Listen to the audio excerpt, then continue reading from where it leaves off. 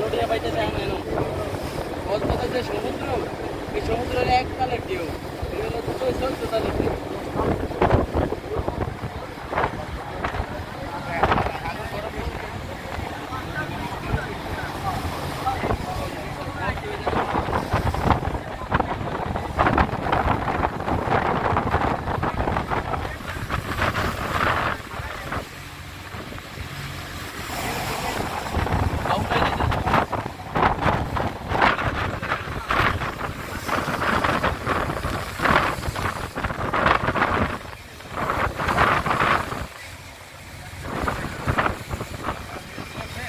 সাগর প্রচন্ড উত্তাল এই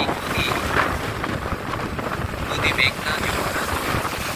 আপনারা দেখতে পাচ্ছেন যে এখানে প্রচুর পানির বাড়ি খাচ্ছে, দেখতে পাচ্ছেন পুরা ভিজে গেছে।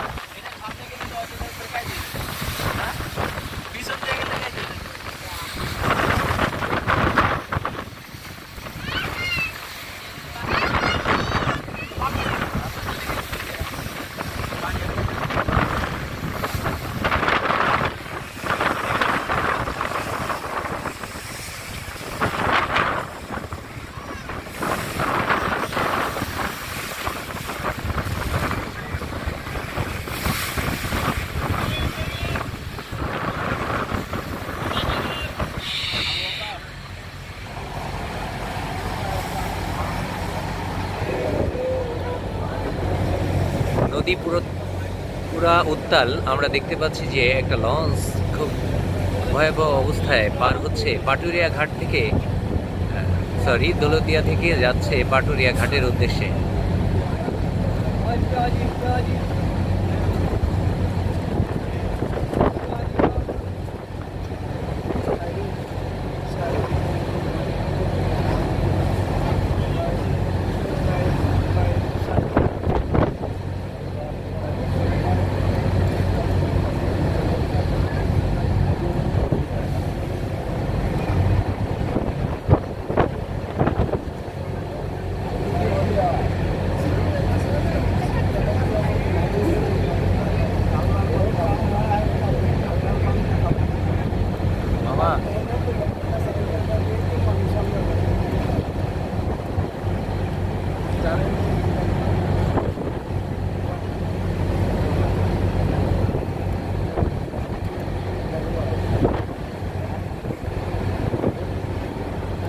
নদী প্রচন্ড উত্তাল। আমরা করতে পারছি যে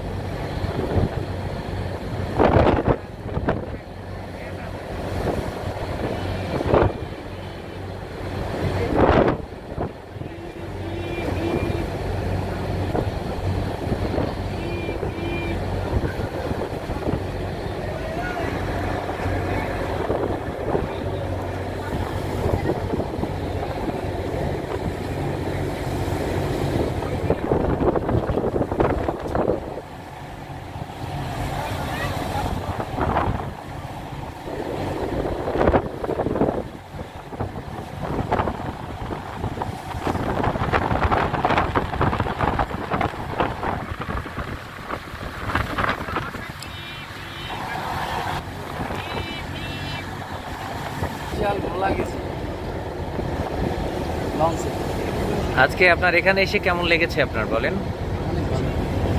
হ্যাঁ, অনেক ভালো লেগেছে। আচ্ছা, আচ্ছা, আমাদের এলাকার মানুষের ব্যবহার কেমন মামা?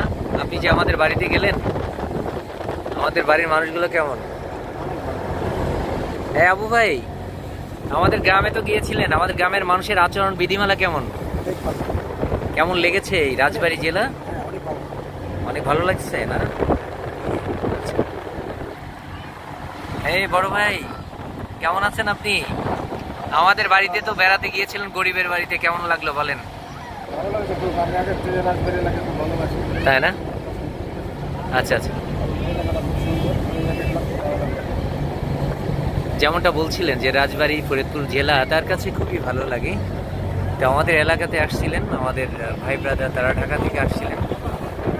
তো আমরা যদিও রাস্তার ওপারে, এই নদীর ওপারে রেখেছি গাড়ি, আমরা আমাদের গাড়ি নিয়ে আমরা ওখান থেকে চলে যাবো ইনশাআল্লাহ। তো নদী প্রচণ্ড উত্তাল, আমরা যেমনটা লক্ষ্য করছি পদ্মা, মেঘনা, যমুনা, তিনটা নদীর মিশ্রণ এখানে, তিনটা নদীর মোহনা। যেমনটা আমরা দেখতে পাচ্ছি যে প্রচণ্ড বাতাস আর নদীতে প্রচণ্ড স্রোত আর অনেক ঢেউয়ের রয়েছে তীব্রতা। তো সেটাকে লক্ষ্য করে আমরা যেমনটা বলতে পারছি, আকাশে আংশিক মেঘও রয়েছে। আর তারপরে বাংলাদেশে চলছে অবরোধ এবং কার্গো অনির্দিষ্টকালের জন্য। আমরা তারপরেও অনির্দিষ্টকালের এই ভেতরেই আমরা রওনা দিয়েছি ঢাকার উদ্দেশ্যে আবার।